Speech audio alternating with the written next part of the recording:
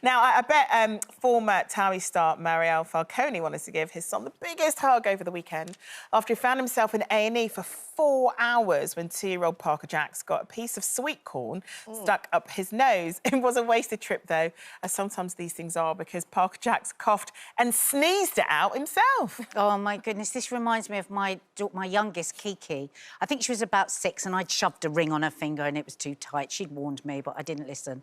Anyway, Mark immediately, as he always does, went into a blind panic, screaming, shouting, panicking. Oh, my God, we're going to have to take it to the hospital, we're going to have to take it to the hospital, we're going to have to get it cut off, we're never going to be able to get it, going to have it cut off. She was screaming, howling, I don't want to go, I don't want to go, I don't want it cut off. It's all right, we'll get you another one, blah, blah, blah, all of this stuff.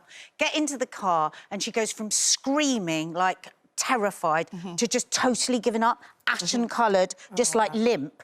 We took her into the hospital, waited hours, and then she goes into the cabin thing, and they get out the electric, and she drops even more, just like life was ebbing from her. Anyway, they take the ring off. She comes out of the cubicle and says, "They didn't cut it off." All that time, she'd thought we were taken to hospital to have her finger cut. Oh my God. When they came at her with that tool, she must have been like, She just went again. She just went, I've got to hand it over. My finger's got to come off. I have no control over this whatsoever. It's just a thing of not knowing. Like, you didn't know that your child thought that. Process it that way. I remember that, you know, I was going... My son was quite sick when he was a baby, and there was one day he had real bad temperature and he had his specialist nurse, so I was going in with him, and I sat him on the side of the kitchen, but because he was flopping all over the place, he hit the mug, and the mug dropped and slashed my daughter on her leg, and it was blood everywhere. So I had the two of them, so I picked them both up, and I was like, should I take the car? Shouldn't I take the car? Am I going to pay? Am I going to taxi? So I decided to take the car. I'm in the car, he's like, ugh, and she's like, blood everywhere, there's blood everywhere. We got to the hospital, I parked up, I couldn't even find money to pay for the ticket. I got out, and as I was struggling with the two kids, some guy was like, do you want one of the wheelchairs, love? I said, yeah, thanks. He was like, for one of the kids. I dashed both of the kids in the thing, and I started to wheel with the both of them. Like, her leg was just bleeding everywhere. He was like, I rode in, they were like, oh, who do you want to check in? I was like, both of them. I want to check in both of them. We're sitting there, and the nurse calls me, Judi, I come forward with both children wheeling them with just blood. And she was like, what's happening? I said, oh, they're both sick. And she was like, oh, both of them are sick. And I was like, yeah, like, take both of them. We went in the room with one nurse, I see another nurse coming in. She looked at her like saying, OK, so they're both sick, Mother. I was like, yeah. She goes, right, is there anyone at home? Is there someone else at home that's helping you? And I was like, no, I'm by myself. She was like, are you stressed? I was like, no, they're just both sick. And then my daughter was like, listen to my daughter, what happened? She was like, she slashed me. She slashed me, and I'm going to, no, I was just like, it was just a moment.